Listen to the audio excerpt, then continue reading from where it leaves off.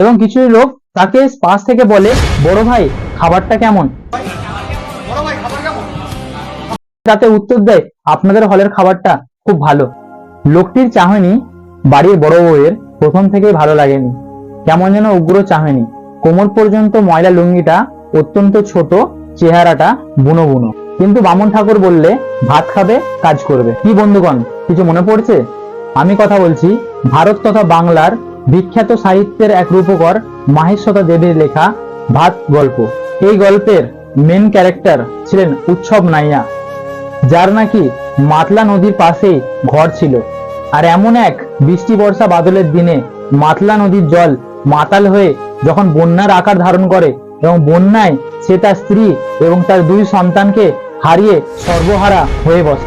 এই ঘটনার ফলে উৎসব নাইয়া সম্পূর্ণ মানসিক দিক থেকে বিধ্বস্ত হয়ে পড়ে এবং কি করব না করব ভেবে শেষমেশ সামান্যটুকু ভাত অর্থাৎ অন্নের জন্য সে গ্রাম থেকে শহরের দিকে রওনা হয়। আর সেখানে তাকে ভাতের ডেচকি চুরি করার অপবাদে তাকে পুলিশ মারতে মারতে পুলিশ স্টেশনে নিয়ে যায়।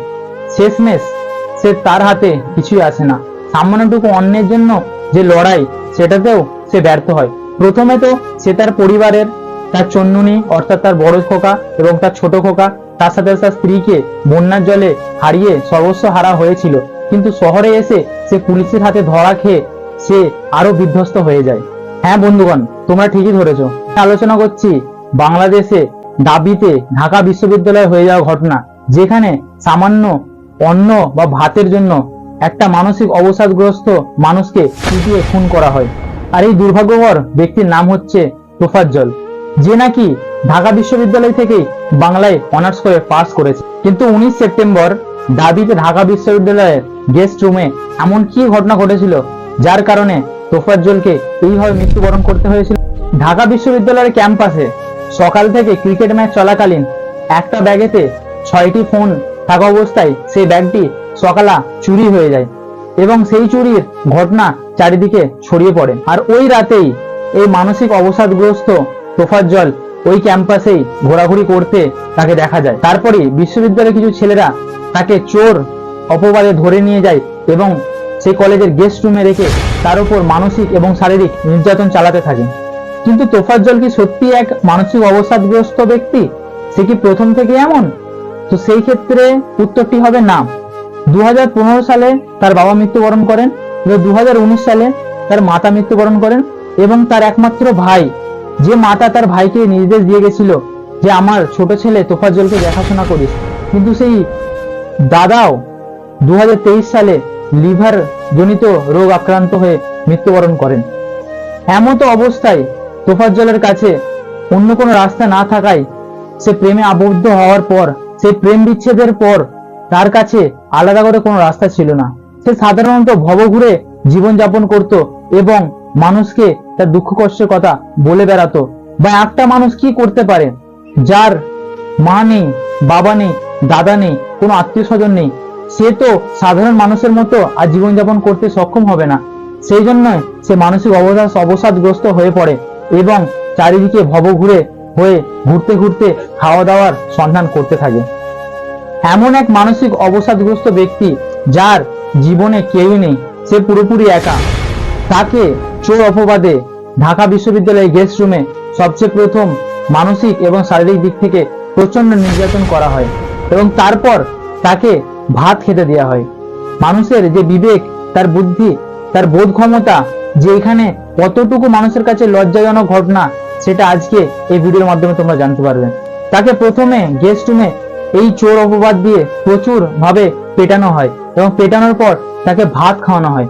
ভিডিও ক্লিপের মধ্যে দেখতে পাচ্ছ সে সাধারণ মানুষের মতোই একটা ছেলে এবং সে ভাত খাওয়ার আগে হাত ধুচ্ছে যাতে করে সে ভাতটা খেতে পারে। এবং কিছু লোক তাকে পাশ থেকে বলে, বড় ভাই খাবারটা কেমন? সে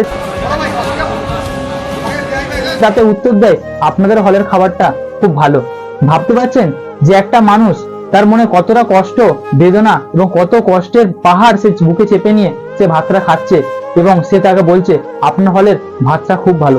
কিন্তু এই যে ছেলেগুলোর এক পিশাচ রূপ, যে একটা সাপকে যেভাবে পিটিয়ে পিটিয়ে মারা হয় সেভাবে তারা তোফাজ্জলকে ট্রিট করে এবং ভাত খাওয়ার পর তাকে আবার পেটাতে থাকে। এরকম মানুষের আচরণ সত্যি একটা সাধারণ মানুষের হতে পারে না। মাহেশ্বরী দেবীর লেখা ভাত গল্পে যেমন আমরা উৎসব নায়ার কথা জানতে পারি, যে তাকে কিভাবে সামান্যটুকু ভাত খাওয়ার অপবাদে, চোর অপবাদে তাকে পুলিশটা পেটাতে পেটাতে তাকে থানায় নিয়ে যায়, তেমনি এখানে সামান্য ভাতের জন্য একটা সাধারণ এক মানসিক অবসাদগ্রস্ত, যার পৃথিবীতে কেউ নেই, এমন এক ব্যক্তিকে পিটিয়ে পিটিয়ে খুন করা হয়।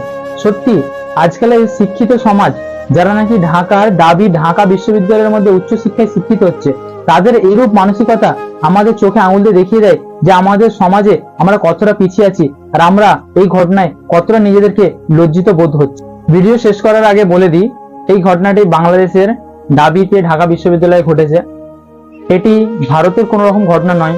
তবু অনেকে কোশ্চেন করতে পারো যে বাংলাদেশের ঘটনা আমি কেন বলছি, তার কারণ সেখানে যে ঘটনা ঘটেছে আমাদের ভারতেও এই ঘটনা ঘটতে পারে। সেই জন্যই আমাদেরকে সমাজকে আরো এগিয়ে নিয়ে যাওয়ার চিন্তাভাবনা করতে হবে, আমাদের মানসিকতাকে আরো উন্নত করতে হবে, আমাদেরকে এইসব কাজ থেকে দূরে থাকতে হবে এবং সর্বোচ্চ চেষ্টা করতে হবে যে আমি নিজে আগে থাকবো এবং আরেকজনকে আগে নিয়ে যাওয়ার সুযোগ করে দেবো। তো ভিডিও ক্লিপে যেসব ঘটনা বলা হয়েছে সবকিছু নিউজ আর্টিকেল এবং অন্যান্য গুগল উইকিপিডিয়া থেকে নেওয়া হয়েছে। যদি এই ভিডিওর মাধ্যমে কোনো রকম ভুল তথ্য আমি দিয়ে থাকি অবশ্যই আমি ক্ষমা প্রার্থী। আর ভিডিও কেমন লাগলো অবশ্যই বলবে, লাইক করবে, কমেন্ট করবে, আর এমনই কিছু ইনফরমেটিভ ভিডিও জানার জন্য আমাদের চ্যানেলটাকে সাবস্ক্রাইব করে দেবে। তো দেখা হচ্ছে এমনই একটা ভিডিওতে। তো ততক্ষণের জন্য ভালো থাকবেন, সুস্থ থাকবেন, এই বলে আমি আর ভিডিও শেষ করলাম।